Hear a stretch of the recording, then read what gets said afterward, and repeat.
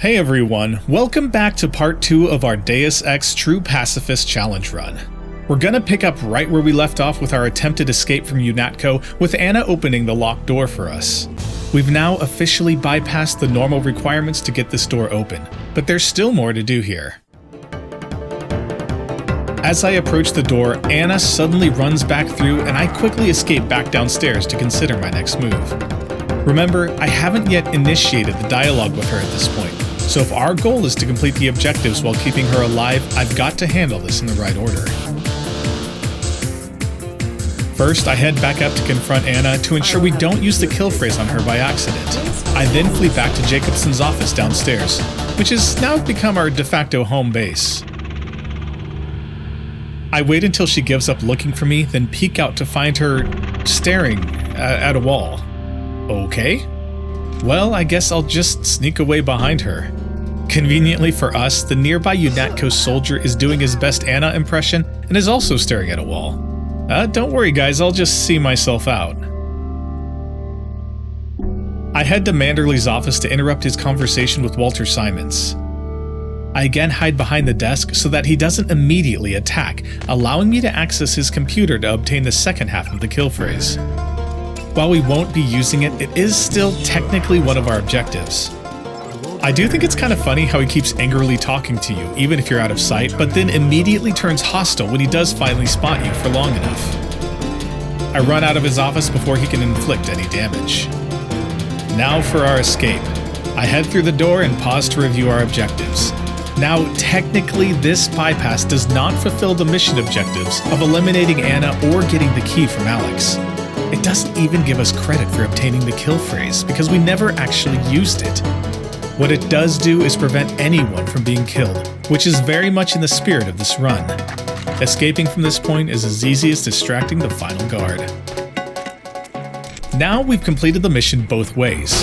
One way using her kill phrase and succeeding in all the objectives, another way by avoiding all violence entirely and sneaking out the door, but technically not following the complete all objectives rule. At this point, I will leave it up to you, the viewer, to decide which factors are more important. Personally, I like the idea of managing to sneak out without a fight. You know, maybe Anna will learn something from all this. Probably not. The Majestic 12 facility and UNATCO No. 3 mission is complete. 37 restarts in total, thanks Anna. 0 KOs, and I'm officially counting it as 0 deaths. Alright, we find ourselves captured inside an enemy helibase on our way to the Hong Kong market. This mission is a bit of a weird one, but I'll spare you the boring details. We sneak around, grab some stuff, and make our way into the control room, unlocking the weapons on our helicopter. Jock tells us to come downstairs to watch him launch a missile at the blast doors, so I head down to oblige him. Come on down and stay clear of the blast doors to the south. I'm gonna launch a missile.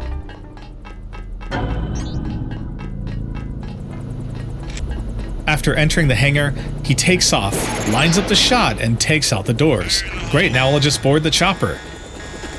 Okay, first of all, Jock taking off with me standing right there, not cool. Second, enemy mechs appearing behind me without warning on realistic difficulty, also not cool. Third, Jock still talking to me while I'm laying dead on the ground beneath him. Alright, that one's actually kind of funny.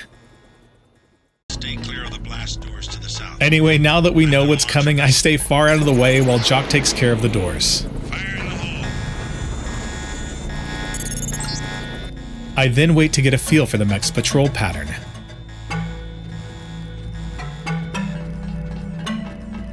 I proceed to sneak by for moderate damage. Good enough. The MJ12 Helibase is complete. 3 restarts, 0 deaths.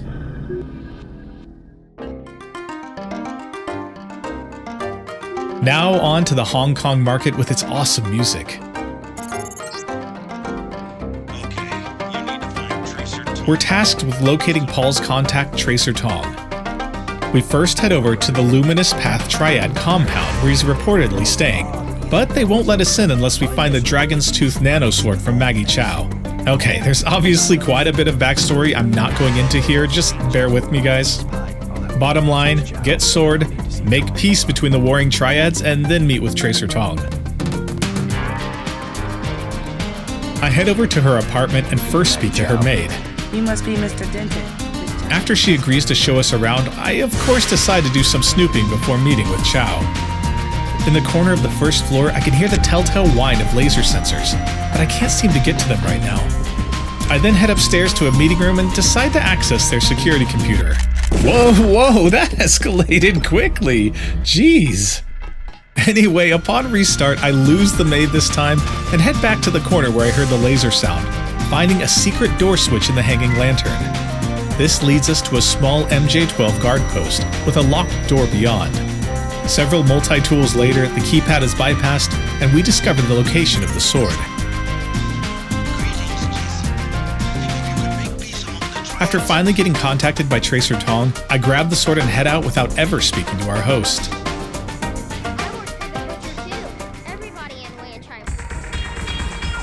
I now have to show the sword to Max Chen, the leader of a rival triad called the Red Arrow. Excuse me, sir. This room is off limits. Guess I stumbled into the main office. Max Chen is in the other room. You must be Max Chen. So? Here's where it gets interesting for us. At the end of our conversation, we're notified that an attack is incoming. I head back to find a battle between MJ12 commando troops and Triad members. Great.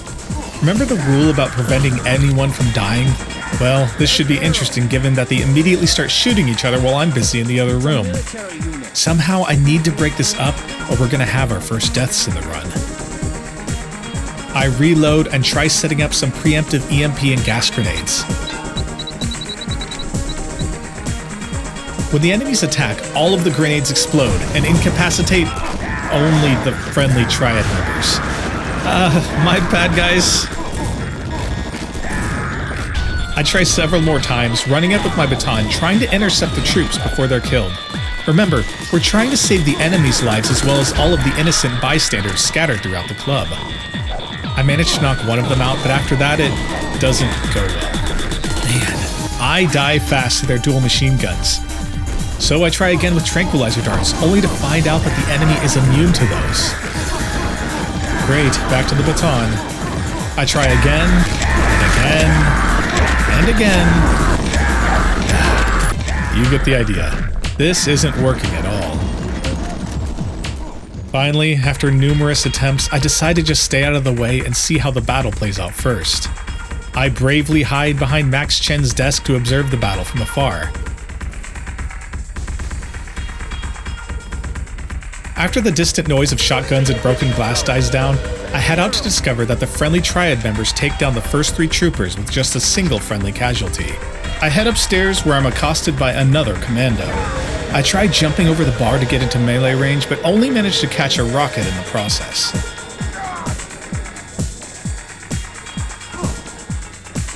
I instead opt to lead him to the friendly Triad members who take care of him. For the record, I'm not ducking to hide here. There's just a minor problem with my legs, and left arm, and torso. I heal up with medkits, then head to the front door, where I'm confronted by one final commando. This time, I manage to quickly run up behind and incapacitate him before he can inflict any harm. Okay, so while hanging back initially seems counterproductive, it somehow prevents any innocent bystanders from getting caught in the crossfire. At final tally, that leaves 4 enemies dead, 1 friendly dead, and 1 enemy knocked unconscious. I'm disappointed by the result, but after that many failed attempts, I feel like I just need to move on. Hey guys, just pausing for a quick note here, we will revisit this later, don't worry. We head back to the Luminous Path compound and finally get in to speak to Tracer Tong face to face. Tong, you know my brother Paul Denton? Yes, a reliable man. He uses this orange and red machine thing that looks like it was borrowed from Black Mesa to disable our kill switch. I take the time to install a couple of new augmentations that I will almost never use. Note to self, next time don't try random new things during a challenge run and instead just grab health regeneration. That's it. A simple switch, as they call it. Tong then sends us to the Versalife labs to steal the ROM encoding for the Dragon's Tooth sword. Since these triads only fight each other using swords, the Dragon's Tooth would give an insurmountable advantage to whomever owns it. But if we give the ability to manufacture them to everyone, they'll all be on equal footing and everyone would be at peace. Don't think about it too much, guys. It's 100% logical, trust me. Now that we have the entry code, we can enter the Versalife building. In typical Deus Ex style, there are a few ways to gain access to the labs, but just one to get in both for free and without violence. And that's hacking an office computer to generate a temporary passcode. This grants us the code for a side elevator. Hey, remember this room? If you were paying attention during the intro, it should look familiar.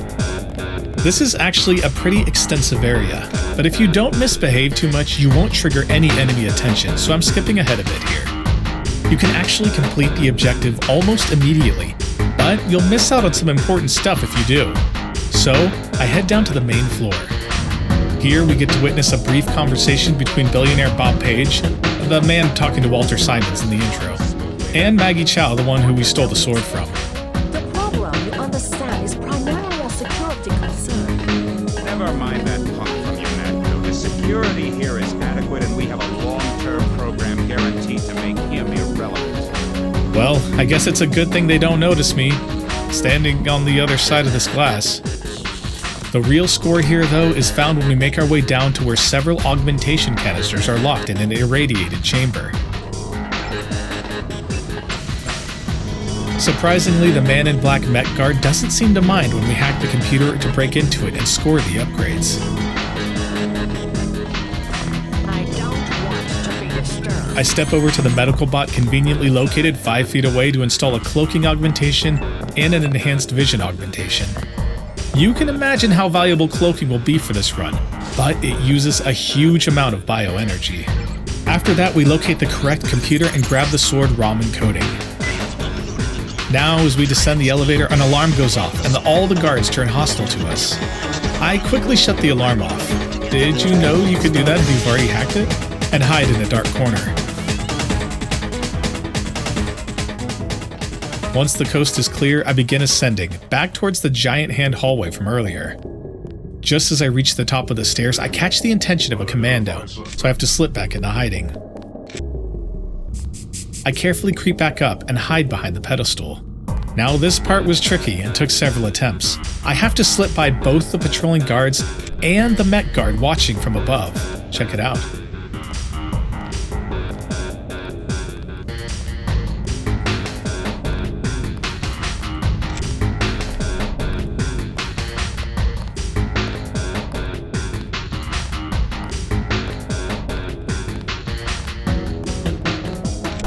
Don't mind me, Mr. Businessman, just sneaking to the elevator here. For some reason this guy isn't hostile, so he doesn't rat us out. I return to the lobby and peek over the balcony. Did you see that? Everyone is hostile, including the secretary who stands up when she spots us. Remember, we need to get to the elevator without triggering the alarm. Sneak down the stairs, then activate our brand new cloaking augmentation.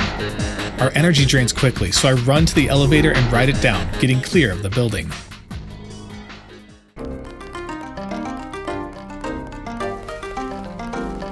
Now, with the ramen coating, we finalize peace between the triads, It is my honor. Begin. join them at the Lucky Money to accomplish a secondary objective in Celebration,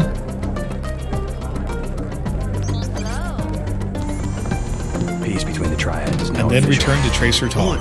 We begin access to the level. And what does he do next? You can find a cure. Yep, sends us back to the Versalife labs to get information on the Grey Death Plague in the lower levels.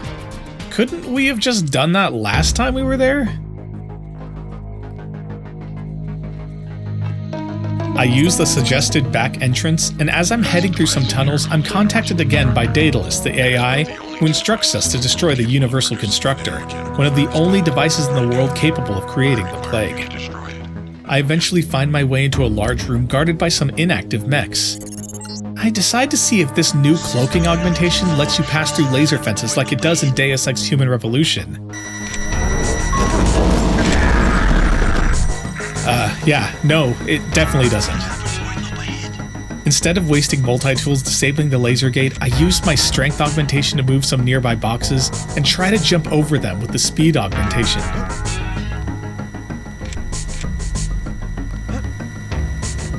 Hey, first try. I honestly can't believe that worked. Sneaking past a commando patrol, we creep up behind the scientist and hack the computer that she's currently using. I guess she doesn't notice? We take the plague schematics and open the chamber beyond. First objective down. Got it. Looks like you stumbled on more than the schematic. Next, we head to the lower level, install the last 2 augmentation slots, one of which is a very helpful power recirculator which will decrease how much bioelectricity our augmentations consume. I then come across none other than Maggie Chow, the one we were supposed to talk to at her apartment. I decide to stand her up again and instead rush to the panel to destroy the Universal Constructor.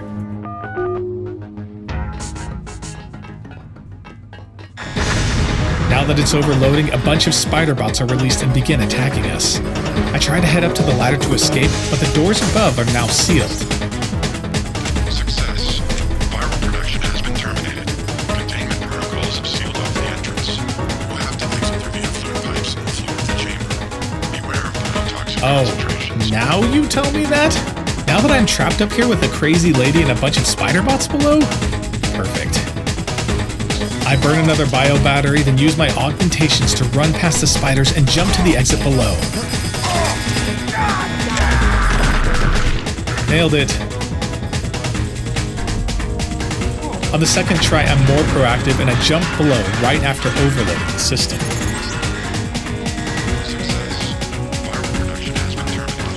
The only exit here is through a waterway, so it looks like we're in for a swim. We head through a pipe into a larger chamber. When I turn to go through the next pipe, well, that's not good. This will present a challenge for us.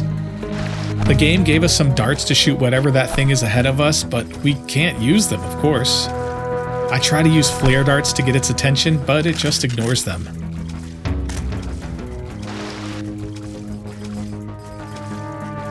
I finally managed to get the creature to exit the pipe, then try to slip past. Ouch. Ow. Okay. Maybe putting some skill points into swimming wouldn't have been a bad idea after all. I decide to go ahead and use my only augmentation upgrade canister to increase the cloaking augmentation, so it will use a little less energy. I activate a rebreather I picked up as well as my cloaking augmentation.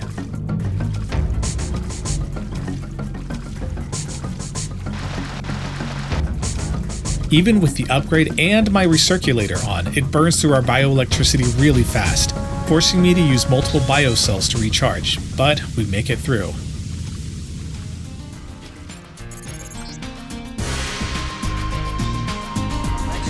Now that we've escaped Versalife for the second time, we're free to return to the Luminous Path compound. After finally being reunited with Paul, which is another cool effect from saving him in his apartment earlier in the run, we talk to Tong to complete our objective.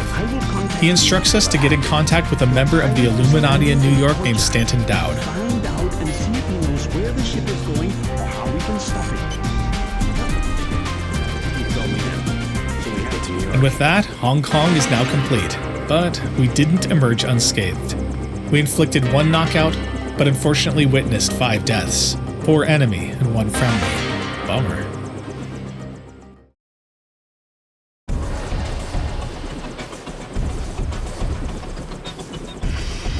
We're now back in New York in Hell's Kitchen. Last time we were here, it wasn't a friendly place, and it remains so, with plenty of hostiles patrolling the area. We first talk to our informant, who gives us the location of our primary objective, Stanton Dowd. He also gives us a secondary objective to take out a traitorous reporter named Joe Green. But we're not going to go that far, right guys? Good enough. We then meet Dowd, who lets us know to head to the Brooklyn Naval Shipyards to intercept an enemy shipment of the Grey Death Plague and scuttle the ship with explosives. He also suggests that if we need to buy some explosives, then we should visit Smuggler here before we leave. During the conversation, we also find out that Dowd is infected with the Grey Death, so we promise to try to help him, giving us an additional optional objective. When we complete the conversation, we're attacked by a horde of enemy MJ12 troops. I hide for a second in order to sneak by, but then the troops begin engaging the riot police on the street. Well, this just turned into a big problem.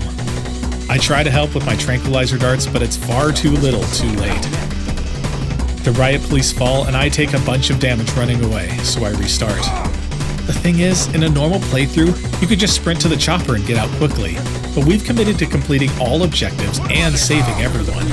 That means that I not only have to save the police, but I have to head to Smuggler's first to buy some explosives. Also, I need to make sure to warn him to get out, or we'll get a message later that he didn't make it. So I give it another shot. After talking to Dowd, I check to see that the coast is clear, then take off quickly using my speed boost augmentation before the troops arrive. Whoa, did you guys see that? I guess we were fast enough to stumble across one of the enemy spawn points. That's a new one for me. I take some damage from our new friends, but I keep running, hoping I can get the enemy troops to follow me away from the police. I sprint to the other side of the map towards Smugglers, but attract way too much attention from enemy troops and a mech, forcing a restart. This time, I get an even faster start, getting across the map before the troops arrive and triggering my cloak to slip by a nearby enemy soldier. I head down to Smugglers, which fortunately for us is a separate zone from the rest of the level.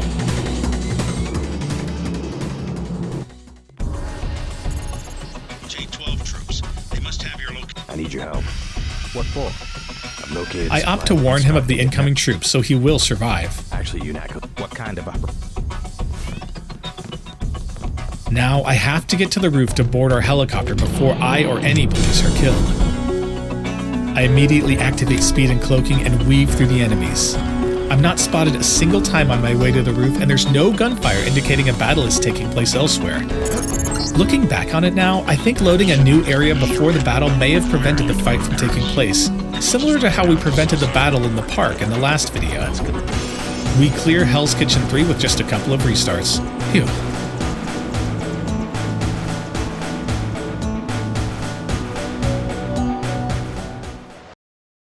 We've now been dropped off at the Naval Shipyards, where we have 3 objectives. We have to enter the main building, scuttle the tanker ship inside the dock, and raid the ammo storage for more explosives. This level is quite extensive, but not necessarily super exciting for a pacifist run, so I'm going to skip to the main parts. I start with the ammo storage. I sneak in and use the computer to shut down the enemy mechs inside the warehouse, which allows me to raid the depot unimpeded.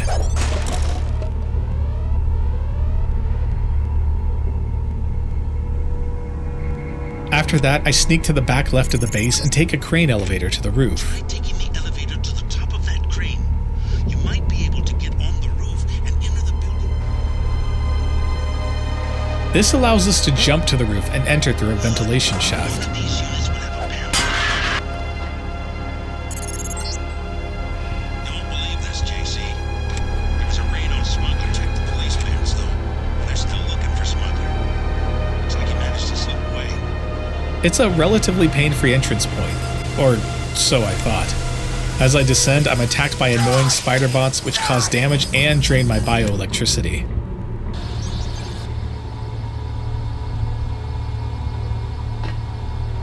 Anyway, after some extended snooping around, we soon make it aboard the ship's upper decks and come across a unique item, a small vial of ambrosia.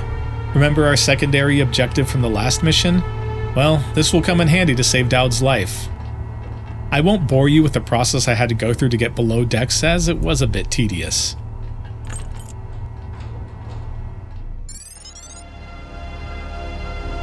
Now that we're here, we have to locate all 5 tri-weld seams and destroy each of them with explosives. Then we have to reverse the bilge pumps to scuttle the freighter and destroy the shipment. I sneak my way past a couple of guards into a large room, locating the first of the 5 tri-weld seams. You know, right where there's a super convenient tri-weld seam sign. Nice. I try to be really cool here and place a LAM explosive on the wall, intending to shoot it from afar. But with 0 weapons training, I keep missing over and over. So I scoot closer and I still can't manage to hit it. Finally, I switch to the rifle and... ouch. That ended up being far more embarrassing than cool, but I guess it works. I make my way deeper into the ship and encounter a maintenance worker who gives us a secondary objective to deactivate some malfunctioning electrical panels for him. Sure, why not? Just nobody tell him we're about to scuttle the entire ship, okay? Anyway, we accomplish the objective, but when I return to talk to him, I'm spotted by a nearby patrolling enemy. Unfortunately, his weapon of choice is a thrown lamb explosive. This does not end well for our friendly maintenance man nor his maintenance bot, so I have to restart. Man, he was so excited that we fixed the electrical panels for him too. Restarting brings us back to the room we just fixed, which happens to also contain a tri-weld point. I destroy it with another lamb. 2 down. Next, I have to make it to the helicopter pad, but this is when I hit a bunch of trouble. There are overlapping patrols in this long hallway, which is also overseen by a camera. I try several times to get past both patrols, but whenever I manage to sneak by, the camera spots me. After several failed attempts, I give up and try another route. I make my way through the upstairs control room instead, and after a few restarts, somehow sneak by this guy while he's goofing off on the radio. Calling all cars, 1024, report to headquarters. Okay, what even is going on? We can now drop down to the helicopter bay, which has another weld point. Now, this is tricky. There are a bunch of patrols, and whenever I make a break towards the other side, I get spotted. Hey, stop right there. Finally, I manage to use my cloak to slip to the back near the weld point, but I'm burning through bioelectricity rapidly, even with the energy recirculation augmentation active. Fortunately, there's a maintenance bot nearby, so I wait until it wanders near my hiding spot, then slip out and recharge before anyone spots me. Another lamb destroys the 3rd weld point. I have to use the cloak again to slip by the patrols, burning through even more biocells.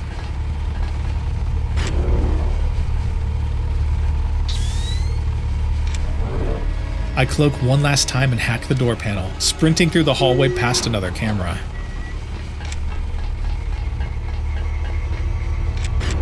Fortunately for me, I can revisit our friendly maintenance guy and recharge using his bot. Great! I'll take it from here. The next weld point is accessed via climbing to the top of the main boiler room and dropping a lamp from above. 4 of 5 down. Finally, the final point is in the bilge pump room, but there are 2 guards patrolling. I use my cloak and wait until they've walked away from the weld area so as to not accidentally catch anyone in the explosion.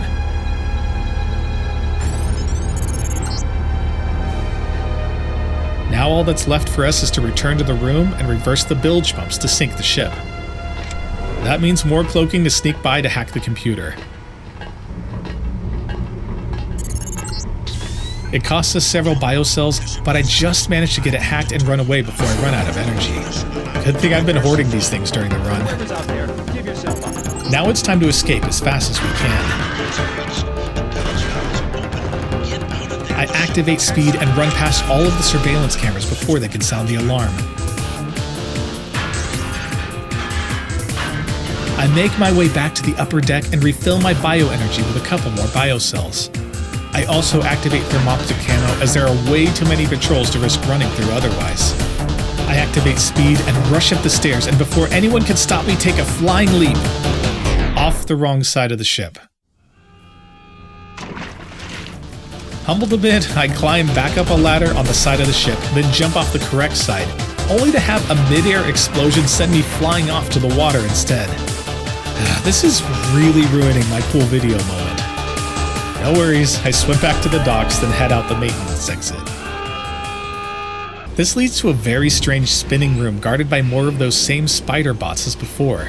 I can't move or distract them, so I use my speed boost to attempt to jump past, only to fall off the side of the platform. I try again and get past the first couple, only to be killed when I bop my head on the spinny part above. I keep trying and dying over and over again.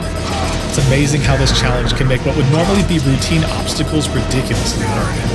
Anyway, on the 10th try or so, I finally get through the bots to the other side, struggling to get the door open, only to be met by the same group of spider bots I had to run past earlier. Great. Ouch. Ouch.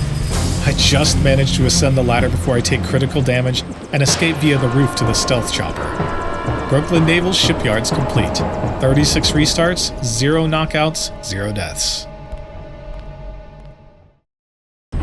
Okay, here's another weird short level. We arrived for an arranged meeting with Dowd, but have an odd interaction with the guy at the gate. Just a minute. I'll be right out to let. He lets us in to see Dowd, but first I decide to follow him into the small building to the side.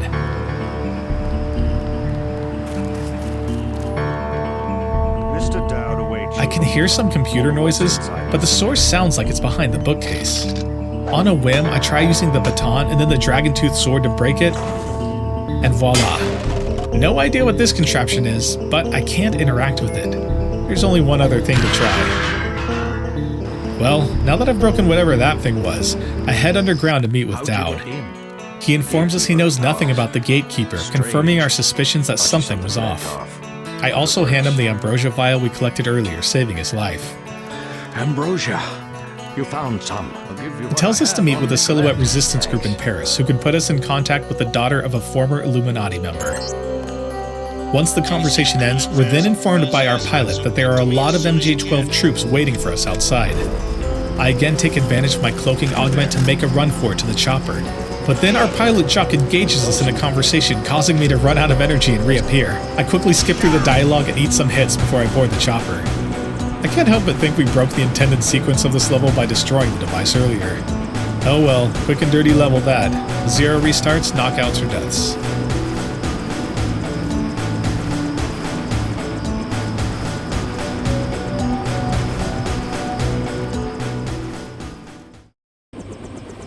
We arrive in Paris with the objectives of locating Silhouette and eventually reaching the leader of the Illuminati, Morgan Everett, who may be able to assist in our efforts against MJ12 and their leaders, Bob Page and Walter Simons.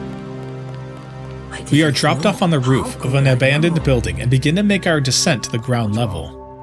On the way, we meet its sole inhabitant, who is despondent over losing her friends to the mutant greasels in the sewers. We get the secondary objective to clear them out. Since it's an objective, I must comply, but we can knock them out instead of killing them and still get a successful completion. I head down and use my tranquilizer darts to deal with them one at a time. They're especially annoying as it takes 2 darts each and I have to keep running away to avoid their poison projectiles. Once they're cleared, we head back up to inform the woman that we've avenged her fallen friends. I took care of the greasels. Oh? Nothing can bring back their victims. Hurrah, my kitties! Now they can go out to play and not get eaten. Yep, we just risked our lives so that our cats can now safely play in the sewers. Wonderful. Exiting the sewers ourselves, we arrive at the streets of Paris under martial law. But it's not the regular police that we're seeing, it's MJ12 troops and military bots operating out in the open. I quietly slip past and underground to the subway station nearby to avoid detection. Below, I talk to a man who gives us the objective to eliminate the metro station guards to receive a discount on his military supplies. Well, it's an objective, so we have to follow through. They're pretty heavily armed, sporting a flamethrower and thrown lambs, so I place a proximity gas grenade, then draw them into it. Once they're incapacitated, a couple of tranquilizer darts does the job. For some reason, JC lies about their fate to the man. Yeah? They're dead. I guess he really loves discounts. A lot of money from me. Anyway, I then make my way to an abandoned building and down a spiral staircase into the Catacombs to fulfill our main objective. There are MJ12 troops and commandos patrolling here as well, so I have to sneak by until I can locate the Silhouette hideout.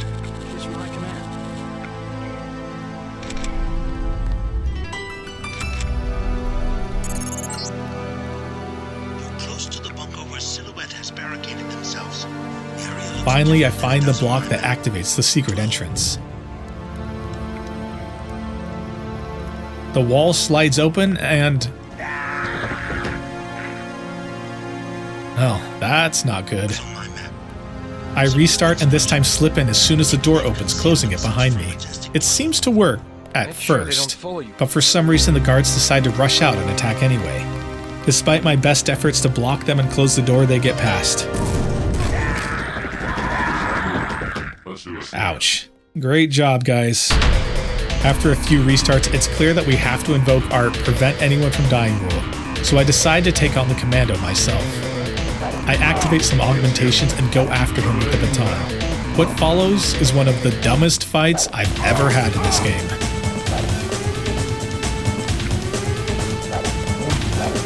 Hey, at least it worked, right? I'm JC Denton. You might know my brother Paul. Finally, I'm free to talk to the Resistance leader, who gives us the objective to release some of their members who were taken hostage by MJ12 elsewhere in the Catacombs.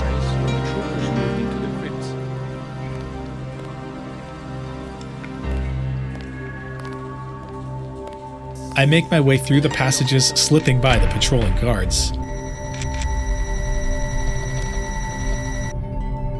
I hack a laser gate, then I try to slip by a camera, only to encounter history's slowest opening door.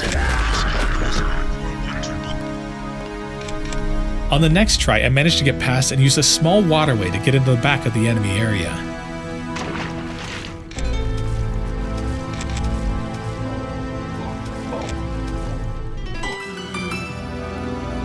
Here, I have to carefully work my way past a mech, multiple commandos, and MJ12 troops. It takes several tries, but after careful use of flares for distraction and timing it right, I reach the hostage area without anyone spotting me. I quickly unlock the door, move inside, and shut it behind me. Guys? Wait, guys?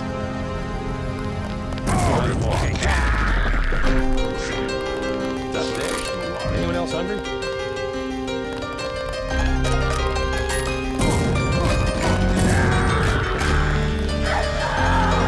Well, all in all, I'd say that went rather well. Joking aside, it's now clear that if I rescue the hostages, they will immediately draw the attention of all the surrounding enemies. That means in order to save their lives, we've got to clear a path. So I begin with the side guard, knocking him out and moving him out of sight. I hack the alarm panel as a precaution, then methodically isolate and distract every commando and trooper one at a time.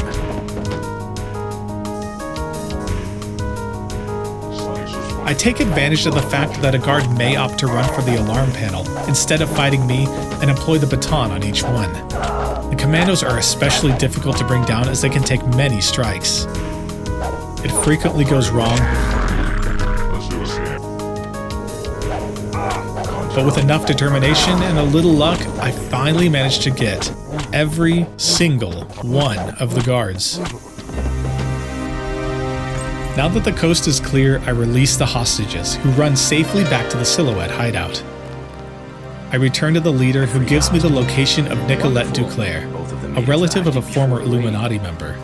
This brings us back to the Paris streets, where we have to make sure to avoid patrolling military bots and MJ12 commandos.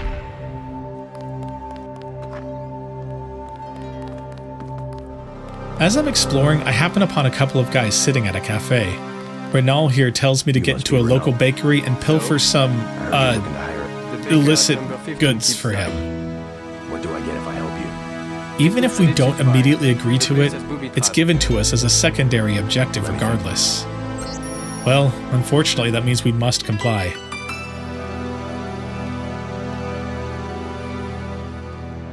I work my way to the back door of the bakery and wait for the patrolling officer to round the corner before picking the lock and entering.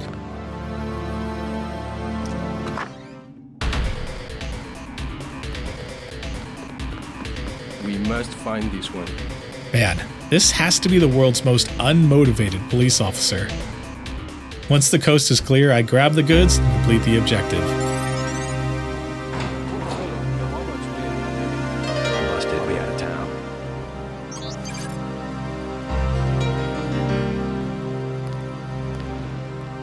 We're now free to enter the local club to meet our contact, but the front doorman wants a whopping 300 credits to enter.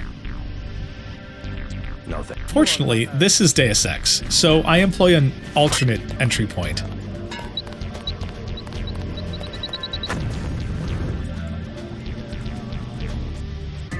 And once we're through, the only consequence of our actions is a verbal tongue lashing. Get out! Definitely worth saving the credits. Skipping ahead, we meet someone who hides her identity, agreeing to have Nicolette join us outside. JC is a little dense here and doesn't figure out that it's her, even when she herself shows up to the meeting. She decided not to show. I am Nicolette. I will help you simply to make trouble for Majestic 12. Let's hit it. We board the chopper and take off when Gunter suddenly runs around the corner just a moment too late. Too bad, huh?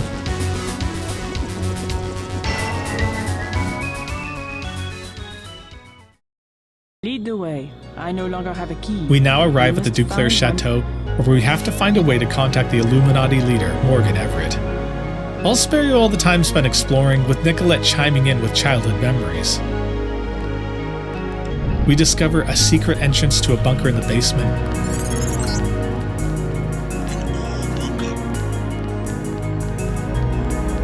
Then log into the computer to complete our objective.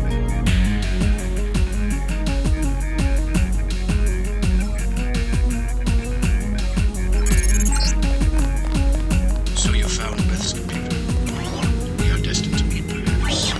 If you are truly our ally, you will help me access the MJ12 computer network and complete the Grey Death vaccine. He instructs us to exit the estate via the crypt in the back of the grounds.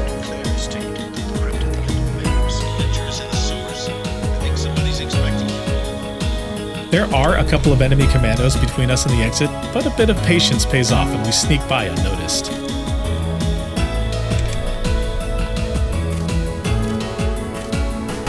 Now it's on to the challenging part of our jaunt in Paris. Everett tasks us with infiltrating a Knights Templar Cathedral that has been taken over by MJ12. We first have to make our way through the streets, past a military mech and multiple enemies.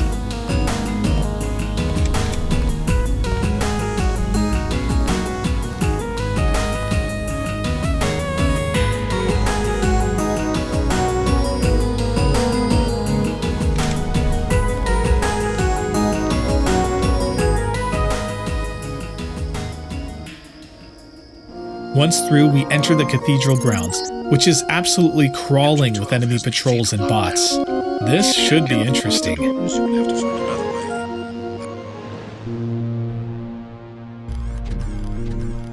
It took me quite some time and more than a few restarts trying to work my way in.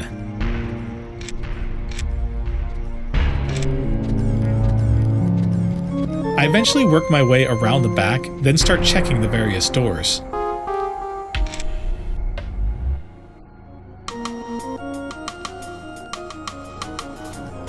All of them are locked and require multiple lockpicks to work through. Even if I do approach the doors to attempt to pick them, it doesn't take long for the patrols to spot me.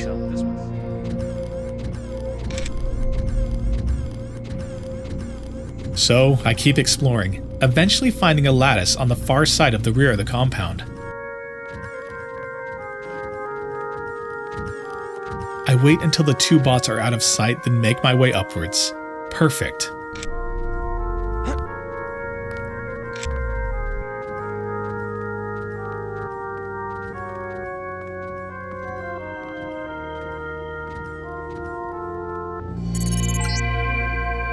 I see you.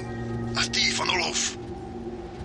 My new satellite link has both infrared and the XI spectrum. Well, that ominous message tells us what, or rather who, we're about to encounter here. I spot a ledge across the way, which seems like a perfect opportunity to use our speed augmentation to jump the gap. Ahem, jump the gap. There, I made it. But even the door up here is locked, and I don't want to waste precious lockpicks. Instead, I restart back at the roof and break the glass to enter from above. I grab the door key hidden inside, then start descending into the cathedral. Here we encounter a corridor with one stationary and one patrolling MJ12 commando. I immediately back off when I hear footsteps just staying out of sight range. Then when the patrol moves on, I hurry down and score the main door key. This is when it gets tricky. I can't knock these guys out, but I definitely want to explore these rooms. So I first watch to figure out the patrol patterns, and then check out this solution.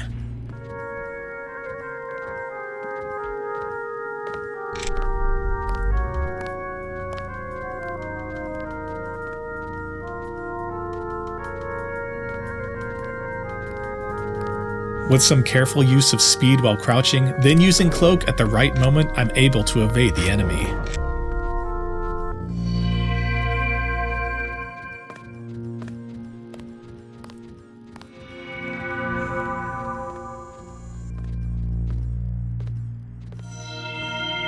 I continue to work my way through the cathedral when I'm contacted again by Gunter, who continues to taunt us.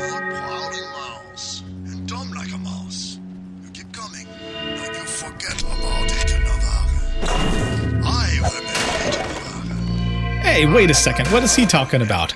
Agent Navarre is fine. I left her back at headquarters, remember? Anyway, there are plenty of guards I still have to avoid here.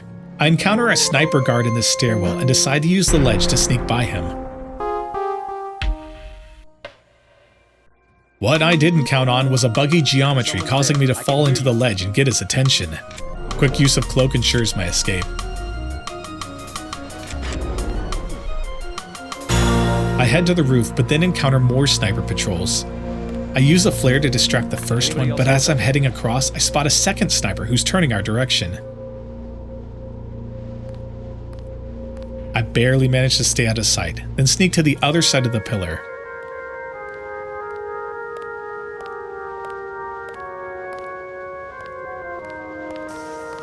I use another flare to distract him, get a little too much local attention. Ouch. Several attempts later, I switch to the stealth pistol to distract them, then a flare to get them turned the wrong way and activate my speed augmentation. Whoever's out there is in serious trouble. Then I fumble. I try to rush down and jump the ledge. Whoops. I still manage to get away though, saved by the fact that the speed augmentation significantly reduces falling damage. We're finally on the correct side of the cathedral now. I talk to the cook in the basement who gives us directions to the correct side stairwell to reach the objectives. I've helped you enough. I do not need a bullet in the head. Now go. Heading that way, we come across a couple of new rooms. I head to the further room first, which has both a patrolling guard and a security camera. Not great.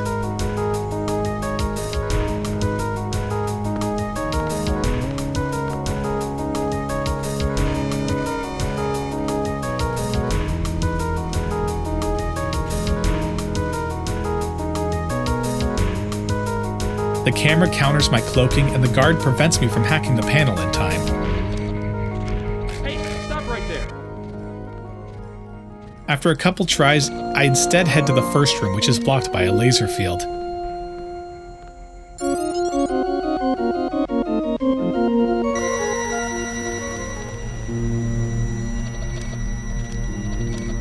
After bypassing the lasers, we head into the gold room, completing the secondary objective as well as collecting a few goodies and refilling our bioenergy. Hello? Whoever's out there is in serious trouble. Back up the stairs, I try to use flares to distract the patrolling guard, but I can't get him to leave the small room. After several unsuccessful attempts, I try a new tactic, bringing up a metal box to obscure the camera while I hack the door.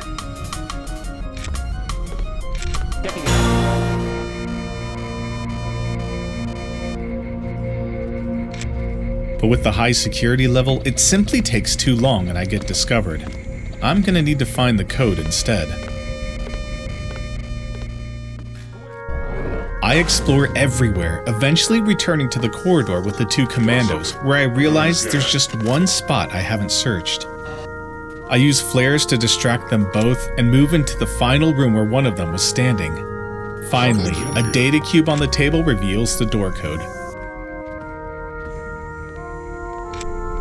I head up, use my cloak to pass the guard, and enter the code before the camera can set off the alarm. Yes, obey your new masters.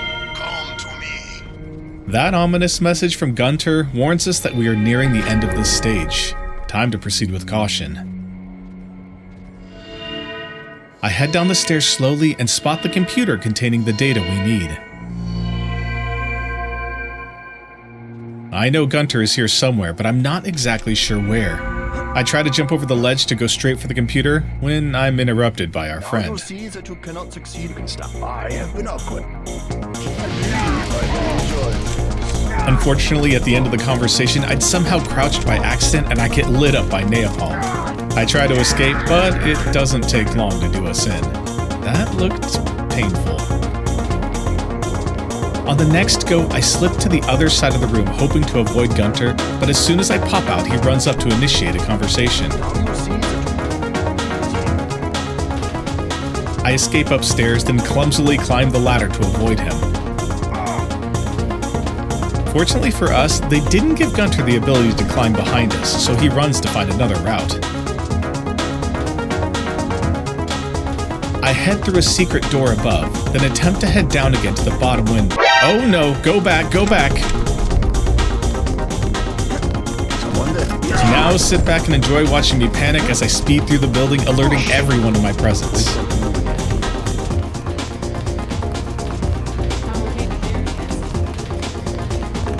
That's him. That was embarrassing.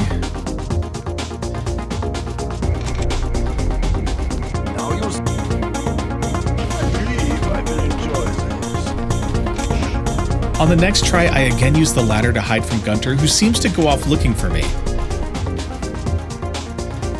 I climb back down to sneak into the basement. Oh geez, he's still there. Okay, now I can observe him from above, standing in the doorway. I might just be able to get by this time.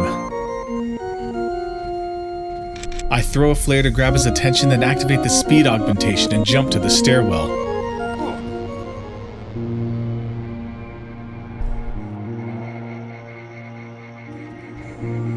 We're now free to hack the computer for the data.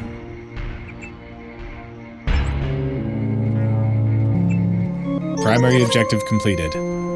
And this is really when it hits me. I don't have to fight Gunter at all. It's not given to us as an objective. I've just never played through this game without taking him out at this point before. Huh. Once the objective is complete, Walter Simons appears on the communicator across the room, but interestingly, I can't initiate dialogue with him. Apparently you can only talk to him after fighting Gunter. I guess we'll just leave him here. I head back through the secret door from earlier and spot a locked door above. Rather than use lockpicks, I opt to just throw a lamb explosive to blow it open. Oops! I mean, I guess that still works, but I've got to escape before Gunter runs up the stairs to respond to the noise. Quick note, sorry for the brightness issues, guys. It's a weird quirk playing this on a modern system. You've probably noticed it before now, but I thought I'd point it out. Anyway, we now find ourselves on the very same ledge I failed to jump to earlier. At this point, I have fully upgraded the speed enhancement to level 4. I'll put it to good use for our escape.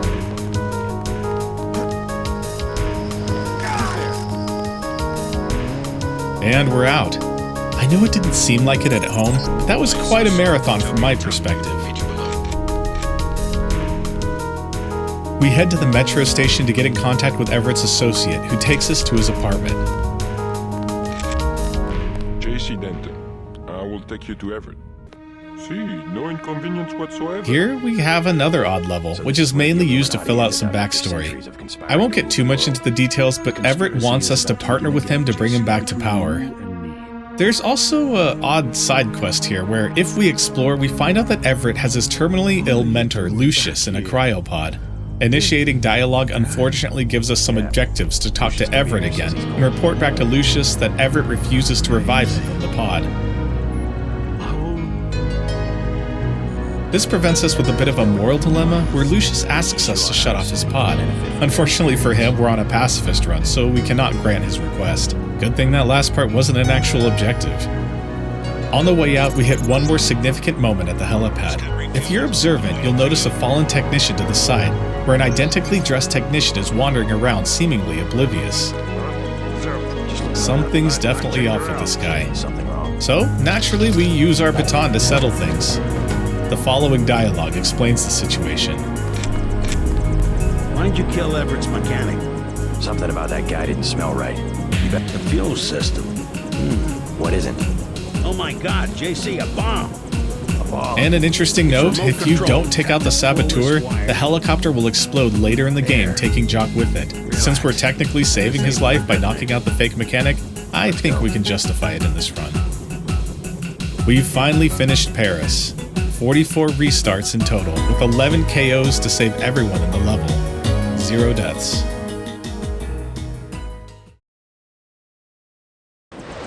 We're now back in the States at Vandenberg.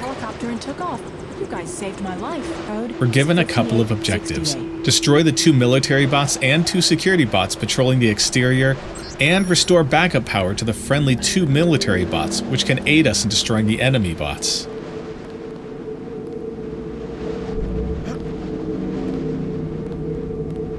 Instead of heading through the roof door, I opt to drop down to an exterior ledge, allowing me to take an alternate way down. This leads me to a platform above a couple of enemy troops and a friendly scientist. I use my pistol as a distraction, then drop down. Somehow this pole acts as sufficient cover while the enemies look this direction. I feel like a 3-year-old playing hide and seek.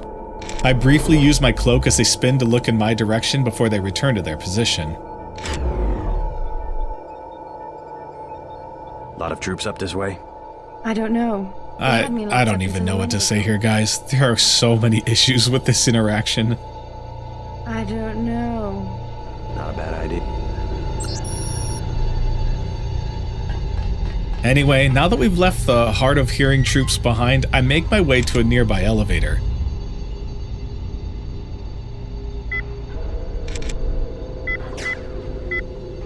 Floor 3 is not promising, but I do spot a vent halfway between floors. Interesting. Maybe this is some sort of secret passage? I managed to pry it open on the way down, then head back up to try and get into it. Oops, I don't think that's the intended path. So I exit the elevator on the 2nd floor instead, encountering some troops around the corner. Time for a distraction and some slick maneuvers. Watch yourself. This one's some kind of man. Okay, never mind. I'll try dropping down instead.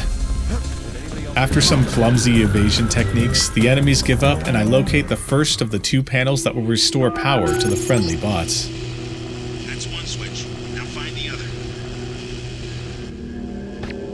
Some additional pistol distractions aid me in escaping the remaining troops.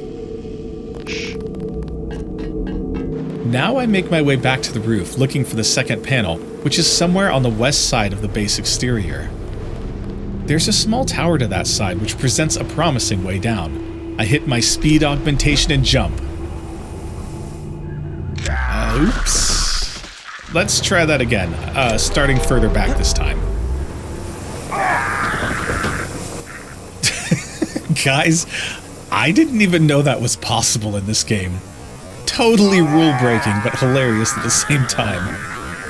Okay, so instead I opt for a longer drop off to the left, resulting in damage, but not Mario stomping any enemies. I then locate the 2nd panel and power up the security system.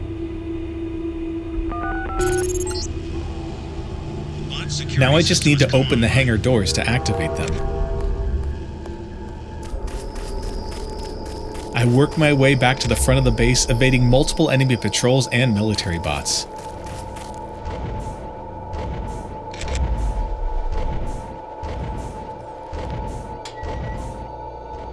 Time to let them loose. The friendly bots charge out and immediately engage 2 guards near the front gate. Well, that's not ideal. After admiring the battle for a few seconds, I restart to knock out the guards before releasing the mechs. I then also clear a 3rd guard behind the mech bay and then release them. This time, I try to help out a bit with EMP grenades to degrade the enemy bots.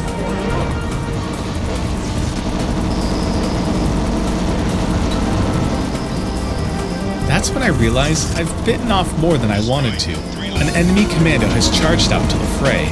Before I can get him with the baton, the bots take him down. Bummer. Okay, looks like I gotta take out not 1, but 2 commandos near the entrance.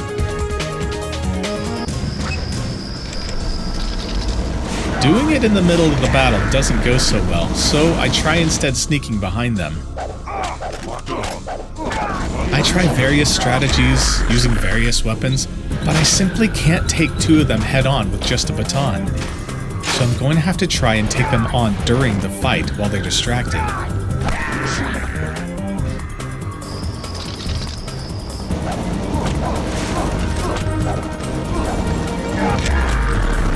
It doesn't go well at first. On this try, I activate Thermoptic Camo and manage to knock out the first one during the chaos. As I approach the second, the camo wears off, but I get to melee range. Why won't you go down? So I keep trying. Sometimes I get one of them. The scientists can open the security doors. Usually I get none.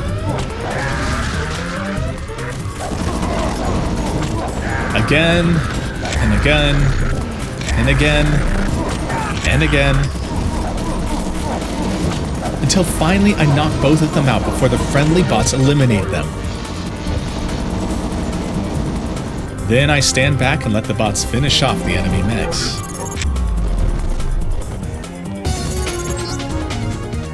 That's the last of them. He's in trouble. Now that we can access the communications building, we can get into the lower tunnels and obtain a key to the command room. The back room goes down to the utility tunnels, which connect to the command building. Hazard suits are in the command building itself. Time for some spider bot parkour.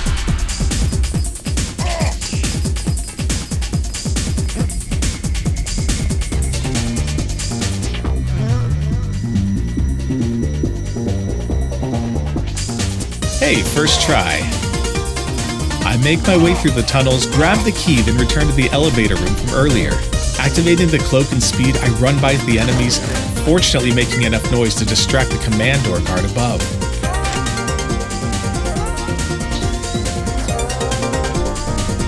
I quietly sneak to unlock the door. Now I just gotta get past these pesky boxes. Oops, sorry about that. Looks like we can Mario stomp TNT boxes as well. You alright? This time, I quietly move the boxes out of the way and enter in.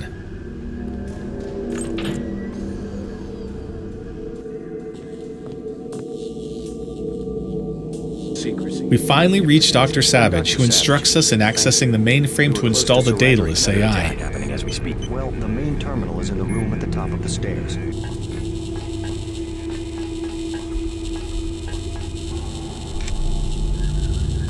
Sneaking through the electrified room gets us to the terminal, but Bob Page outsmarts us by co-opting our AI and kidnapping Savage's daughter. Excellent. We're all here. You aren't in a position to make any demands, Page. On the contrary, my mission might have failed, but so did yours. I captured your daughter an hour ago. I don't think we have a choice. Tell them you're sending someone with the components. Well, we've done all we can here now, so it's just a matter of sneaking past the remaining guards and down the road to the pickup point. JC. After a brief conversation with a sick Tracer Tong, we board the chopper. Vandenberg is complete, 55 restarts, 5 KOs, and 4 deaths. Hold on. You didn't actually think I was going to settle for that result, did you? Let's rewind.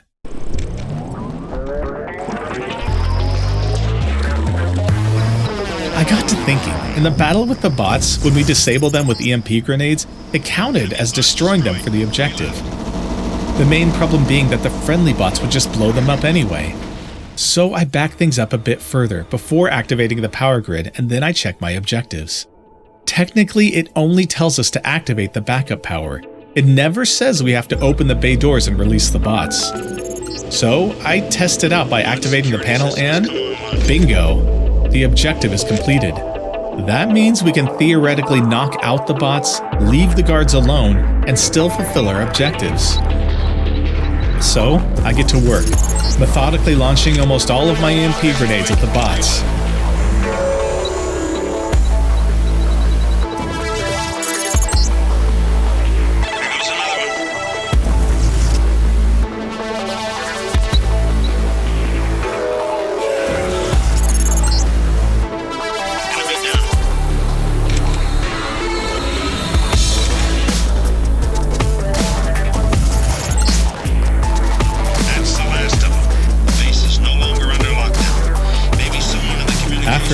finish the level as normal and head back to the chopper.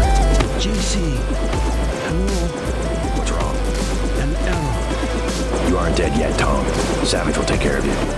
Alright, so who's gonna tell Tracer Tong that there's a small army of guards waiting for him at the base? Anyone? With that, Vandenberg is officially complete. A whopping 64 restarts, 4 bot KOs, all of them required, and now 0 deaths. Awesome.